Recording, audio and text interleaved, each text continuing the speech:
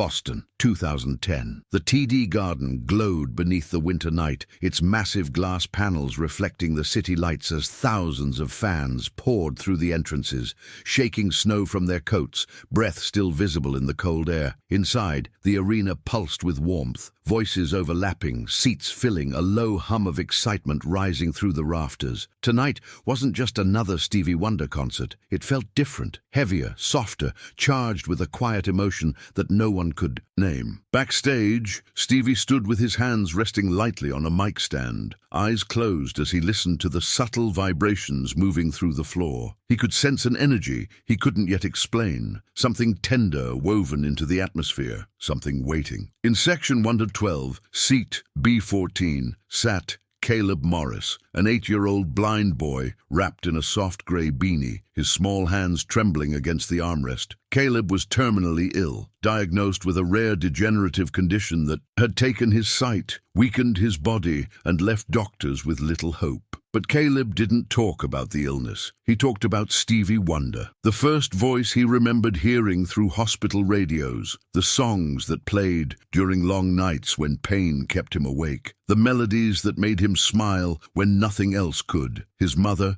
Melissa, held his hand gently, whispering updates as the arena filled. "They're turning the lights down now, baby." Caleb smiled, his voice small but certain. "I hear it. I can feel everything." As the house lights dimmed and the ovation thundered like rolling waves, Stevie stepped into the spotlight. The crowd roared. Caleb sat up straighter, his face glowing. "That's him," he whispered. "Mama, that's really him." Stevie launched into the first song with his trademark soul, but halfway through the second verse, he felt it again, a pull, faint yet unmistakable, from somewhere to his right. He paused, head tilting as he followed the unspoken energy. It wasn't sound, it wasn't movement, it was something deeper, the emotional presence of a child whose spirit was burning like a small candle in a storm. Stevie raised a hand to quiet the band. The music faded, the arena hushed, and then Stevie pointed toward section 112. "Little brother," he called gently, "I feel you out there. Come sing with me." Gasps rippled through the crowd as Melissa froze. Caleb's lips parted. "Mama, is he talking to me?" She squeezed his hand, tears already rising. "Yes, baby, he is." And as an usher began to lead them toward the stage, the entire arena felt the weight of a moment that was about to become unforgettable. Caleb's small hand clung tightly to Melissa's as they made their way down the steps, guided gently by an usher who moved slowly, aware of the fragile weight of the moment. The crowd parted like a quiet tide as the pair passed, people placing hands over their hearts, whispering prayers, wiping tears they hadn't expected to shed so early in the show. Caleb's legs trembled beneath him, not from fear, but from awe, from the overwhelming reality that he was walking toward the man whose music had soothed him through nights when the pain felt unbearable. Melissa leaned down, whispering softly in his ear, "You're doing so good, sweetheart. I'm right here." Caleb nodded, his breath quick and shallow, the sound of his footsteps echoing louder in his ears than the entire arena. Combined, Stevie stood near the front of the stage, sensing their approach long before the audience could fully see them. He lifted his chin slightly, his expression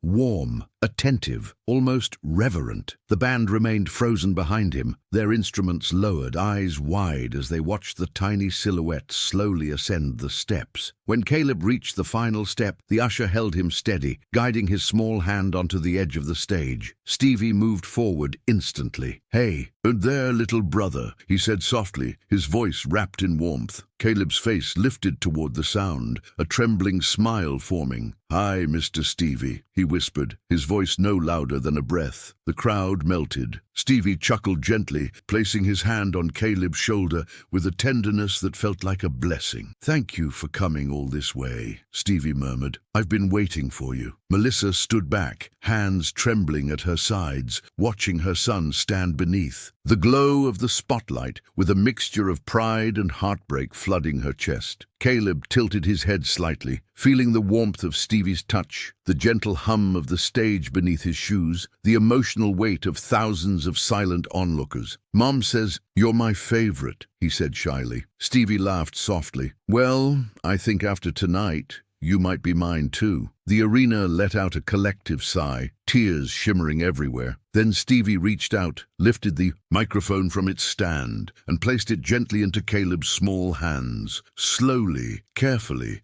as though passing him something sacred. Caleb's fingers curled around it, trembling. Stevie knelt beside him and spoke softly into his ear. "Whenever you're ready, little brother, give me your first note." The lights dimmed, the room froze, and all at once, thousands of hearts leaned forward, waiting for a sound no one would ever forget. Caleb stood perfectly still, the microphone trembling, between his small, fragile hands as the arena dissolved into absolute silence. Stevie stayed kneeling beside him, one steady hand resting on the boy's back, grounding him, letting him know he wasn't alone. The lights softened until it felt like the entire world had narrowed into one glowing circle around the two of them. Caleb's lips parted slightly, his breath hitching as emotion swelled in his tiny chest. He could feel the warmth of Stevie's presence, the hum of the stage beneath his shoes, and the faint vibration of thousands of people waiting, not with pressure but with hope. Melissa covered her mouth from the side of the stage,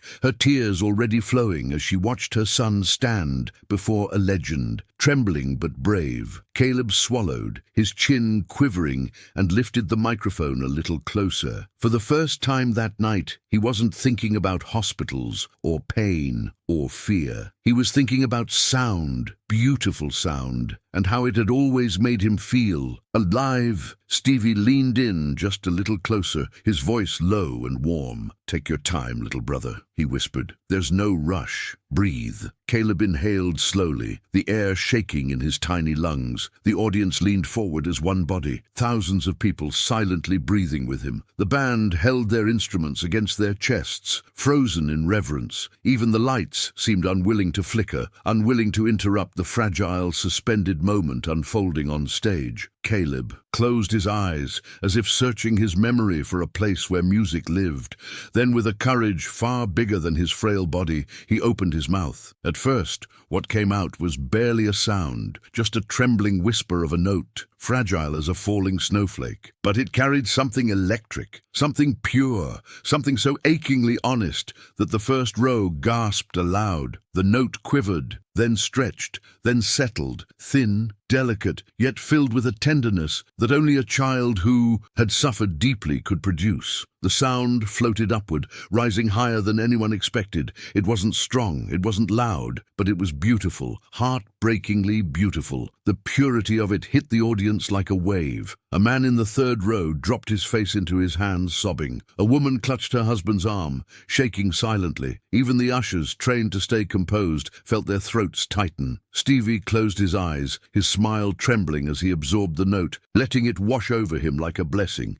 And for the first time since his diagnosis, Caleb felt weightless, free. It was as if, in that single fragile sound, he had released every fear, every lonely night, every moment of pain. When the note faded, the silence that followed was not empty. It was sacred, and every soul in the arena knew they had just witnessed something they would carry for the rest of their lives. Caleb's first note still hung in the air like a shimmering thread, delicate and glowing. When Stevie leaned slightly closer, his voice warm enough to melt the tension in the boy's trembling shoulders. "That was beautiful," Stevie whispered. "Do you want to try another one?" Caleb nodded slowly, the movement tiny but certain. His grip tightened around the microphone, and he inhaled again, deeper this time, steadier, drawing courage from Stevie's presence, from the silent ocean of hearts listening for him. He opened his mouth, and the second note emerged. With a strength no one expected. It wasn't powerful, it was alive.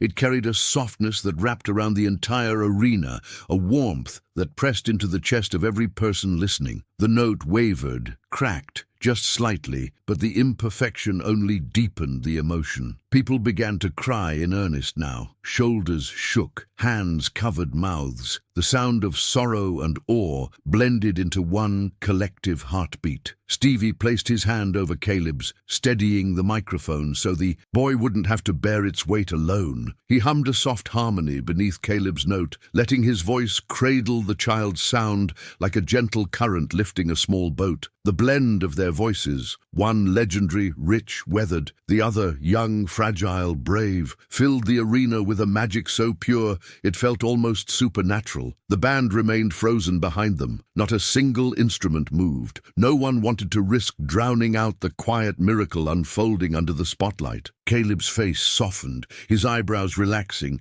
his breath growing steadier as he slipped deeper into the moment. "That's it, little brother," Stevie murmured. "Let the music carry you." Caleb parted his lips again, and this time he didn't hold back. He released a short, trembling phrase, just a few notes, wavering and breathy, but it carried the weight of his whole life, every struggle, every moment of joy, every night spent fighting for another morning. Melissa collapsed into silence, tears backstage, gripping the edge of a speaker as she watched her son find a strength she hadn't seen in months. Someone in the audience whispered, "God, he's an angel." Another sobbed into their hands, and as Caleb's tiny voice drifted through the arena like a blessing, Stevie bowed his head slightly, not in sadness, but in reverence, because he knew what everyone else felt in their chests. This wasn't just a child singing. This was a child living, fiercely and beautifully, in a moment that belonged entirely to him. And every person in that room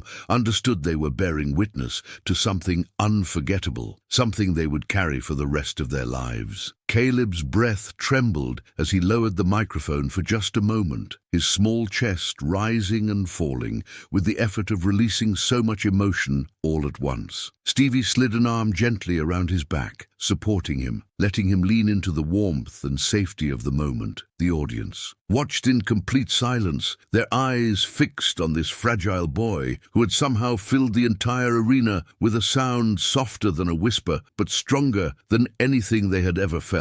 Caleb lifted his face slightly, not to see, he couldn't, but to feel the heat of the lights, the vibration of thousands of quiet breaths, the steadiness of Stevie's hand. For the first time in months, maybe years, he didn't feel like a patient. He didn't feel small. He felt alive, fully, beautifully. Alive, and he wanted more. Stevie sensed the shift in him, the tiny swell of courage rising from somewhere deep inside, and he gave Caleb the faintest nod. "If you want to keep going," Stevie murmured, "I'll follow you." The boy inhaled, drawing the air in slowly, as if the breath itself was a gift. Then he lifted the mic again, this time with both hands, steadying himself, claiming the moment as his own. The next note released from his lips came out sweeter, rounder, carrying a warmth that made the entire arena ripple with emotion. A soft gasp lifted from the crowd. A woman in the front row reached blindly for her husband's hand, tears streaming. A teenage boy wiped his face with the sleeve of his hoodie. Even the camera operators blinked hard, struggling to keep the lenses steady. Caleb's voice kept trembling, but each tremble felt sacred, like the quiver of a candle that refuses to go out. Then something extraordinary happened. Stevie began to play a gentle chord, progression, slow, tender, almost like a lullaby, and Caleb followed instinctively, as though the music had been living inside him all along. Together they created a duet that was less about sound and more about spirit. Stevie's rich, soulful hum wrapped around Caleb's soft notes, holding them up, lifting them higher than they could have reached alone. Caleb released a tiny run, a cluster of wavering notes that made the entire audience gasp, and even Stevie paused, stunned by the unexpected beauty of it. "That's magic, little brother," Stevie whispered in awe. Caleb smiled, a small, fragile smile that glowed beneath the spotlight. And in that moment, in that breathtaking exchange of sound between a legend and a dying child, the arena wasn't just watching music happen,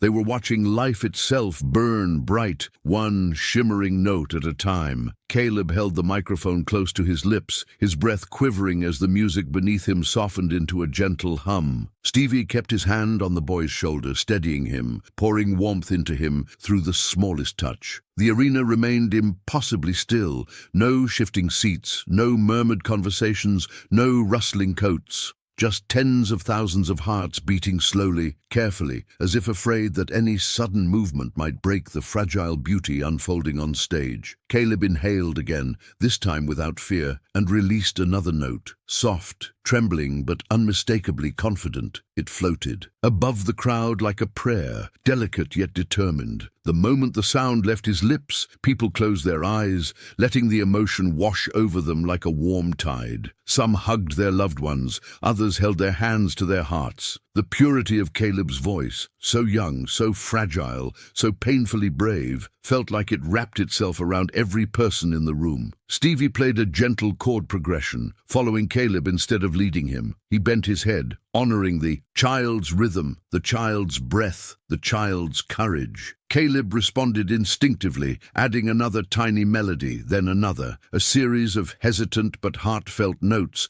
that blended into Stevie's chords like they had been waiting for each other all along. The duet didn't sound polished, it didn't sound perfect, but it sounded true, and truth has a way of cutting straight through the soul. A woman near the stage shook her head as tears rolled freely down her cheeks. A man in the upper rows pressed his hand to his mouth, shoulders shaking. Even the stagehands backstage, people who had seen hundreds of concerts, stood frozen, their eyes glassy, their breath shallow. Then, as the music swelled just a little, Caleb leaned forward and let out a longer note, a thin, trembling ribbon of sound that rose higher than anyone expected. The note wavered mid-air, swooping gently like a bird struggling to stay aloft. But it didn't fall, it didn't break, it kept rising, fueled by something deeper than strength, something like hope. The arena gasped. Stevie whispered, "That's it, little brother, let it fly." And Caleb did. The note lingered, then softened into a whisper, fading into the rafters above. When it disappeared, silence rushed in, thick, holy, reverent. It felt like every soul in the building had stopped breathing,